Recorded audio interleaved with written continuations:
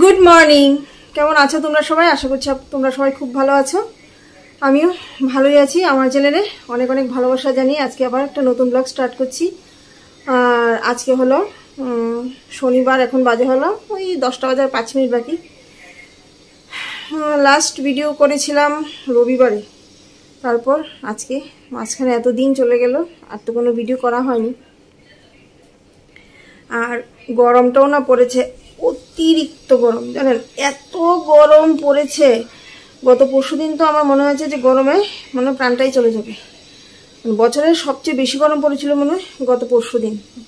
তাও রাত্রিবেলা একটু বৃষ্টি হয়েছিল, যার জন্য কালকে একটুখানি কম ছিল। আর আজকেও সকাল থেকে সেই রোদ, এখন আবার একটুখানি মেঘ করেছে। আর আমাদের এখানে আজকে 7 দিন যাবত চলছে হলো খার্চি মেলা। খার্চি মেলাতে নাকি বৃষ্টি হয়ই হয়, কিন্তু এই বছরে খার্চি মেলাতে, গত বছরে খার্চি মেলাতে বৃষ্টির জন্য যেতেই পারিনি, জানেন 6 দিন টানা বৃষ্টি ছিল। 7 দিনের দিন বৃষ্টিটা কমেছে, সন্ধ্যেবেলা গিয়েছিলাম, তা এত ভিড় যে লোকের চাপা পড়ে মরার অবস্থা। তাড়াতাড়ি অর্ধেক রাস্তা থেকেই ফিরে চলে এসেছি, মেলা ঘুরতেও পারিনি। আর এইবার এত রোদ, এত গরম, বাবা কি বলবো। সে যাই হোক,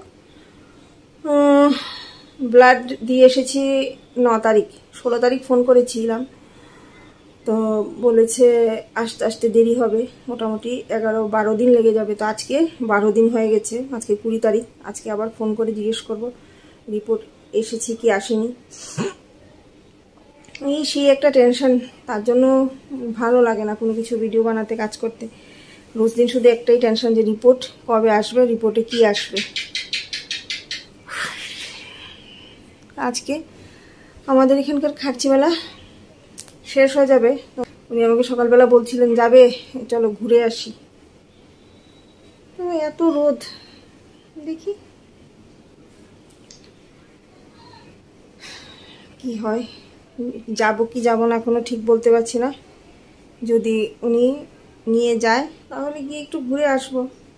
বাড়িতে থেকে থেকেও টেনশন করে করে আর কি করব বলুন, কোনো লাভ তো নেই। বাড়ি থেকে বেরিয়ে একটু ঘুরে ফিরে আসলে হয়তো তাও মনটা একটু ভালো লাগবে। বাড়িতে বসে বসে সেই টানা 10 দিন 12 দিন যাবো টেনশন করেই যাচ্ছি কি হবে কি হবে, রিপোর্টে কি আসবে।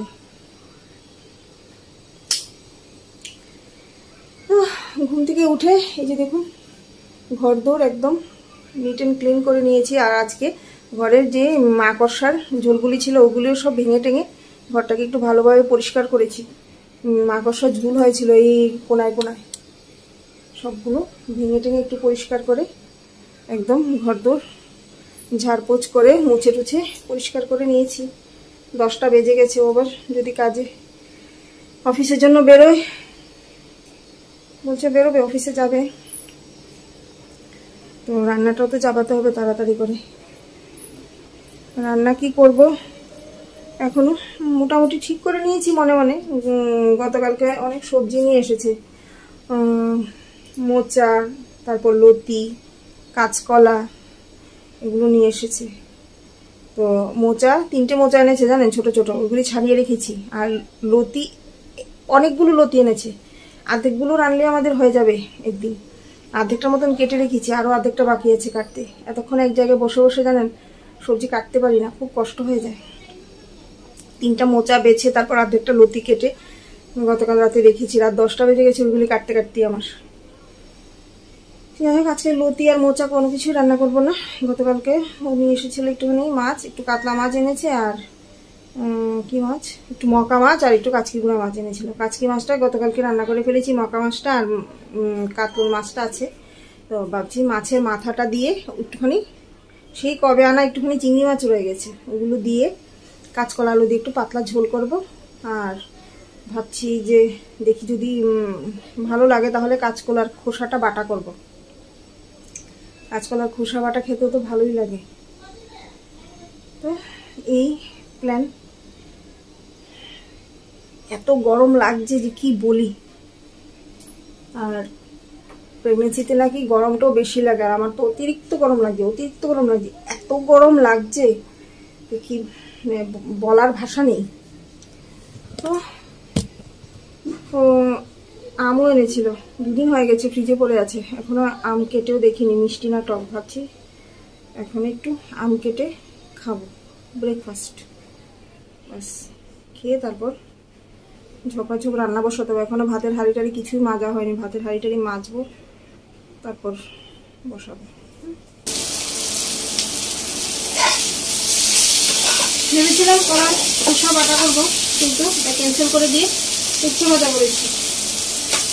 আর এই যে মাছের মাথা নিয়ে নিয়েছি, এখন মাছের মাথাটা ভাজা বসাবো।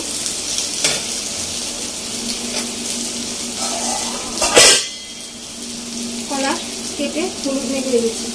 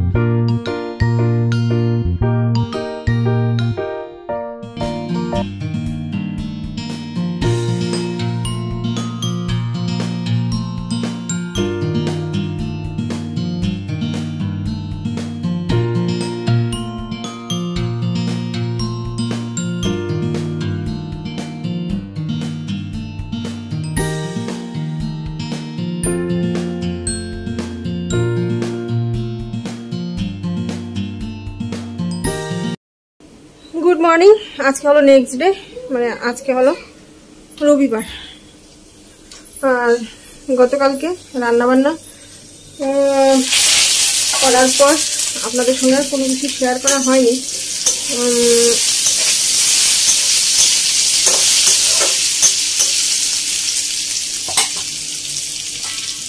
কারণ গতকালকে তো ছিল 20 তারিখ, তো 20 তারিখ আমার রিপোর্ট আসবে এরকমটা আশা ছিল। ফোন করেছিল, তো ওরা বললো যে রিপোর্ট আসবে, কিন্তু রিপোর্ট আসতে আসতে সন্ধ্যা বা রাত হয়ে যাবে, ঠিক আছে। তো তার জন্য মিঠুনার কালকে রিপোর্টটা আনতে যায়নি। তো ভেবেছিল আজকে এনে তারপর ডক্টর দেখাবে, ডক্টরকে দেখিয়ে একেবারে কনফার্ম হয়ে যাবে যে কি হলো কি হলো না। কিন্তু ডক্টরকে সকালবেলা ফোন করলাম, উনি আউট অফ স্টেশন, উনি মঙ্গলবার দিন আসবেন। তো রিপোর্ট আনা হবে, কিন্তু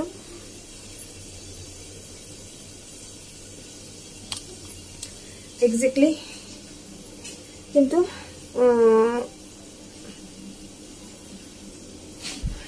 আপনাদেরকে কি হয়েছে না হয়েছে জানাতে জানাতে সেই বুধবার বা বৃহস্পতিবার হয়ে যাবে। মঙ্গলবার দিন উনি আসলে পরে যদি দেখাতে পারে রিপোর্ট, তাহলে তো পারলামই, না হলে তার পর দিন বা যেদিনই হোক। এই দেরিটা না আমার সত্যি সহ্য হচ্ছে না, জানেন, একদমই সহ্য হচ্ছে না।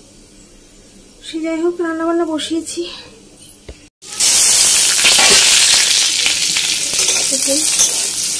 একেবারে পাঁচফোড়ন সোমবার দিয়ে আলু ভাজি দিয়েছি। করবো হলো মোচা ঘন্টা।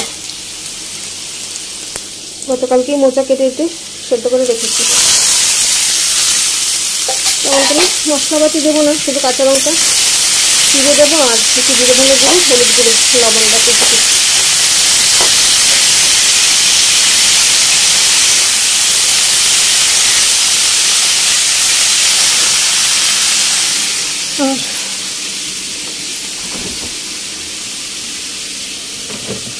গতকালকে মিঠান একটু গ্রামের সাইডে গিয়েছিল,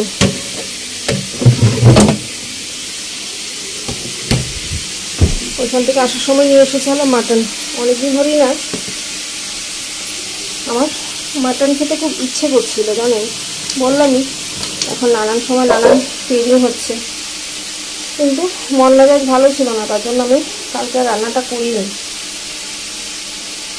আমি বলেওছিলাম তুমি এখন আনলে কেন, আর 2 দিন পরেই আনতে। তো কালকে পুজো পড়েছিল, আজকে তো রান্না করতেই হবে, তো তার জন্য আজকে মাটনটা রান্না করে নেব। আর আজকে বহুদিন পর মাটন আনা হয়েছে। দই দিয়ে মাটনটাকে একটু ম্যারিনেট করে রাখবো।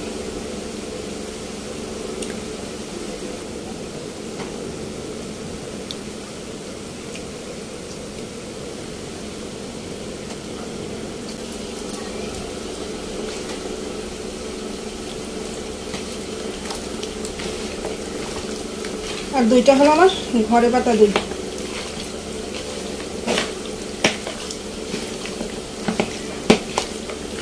মশলাপাতি রেডি করতে করতে একটু সময় দইটা মেখে রাখলে সেটাটা ভালো হবে।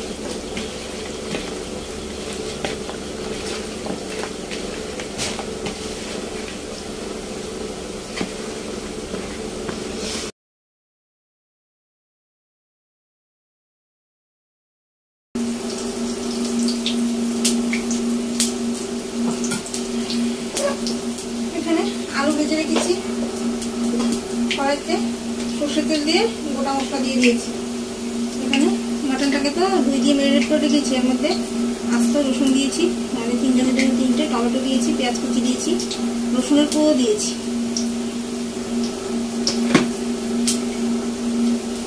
মশলাপাতি যা যা লাগবে সব রেডি করে নিলাম।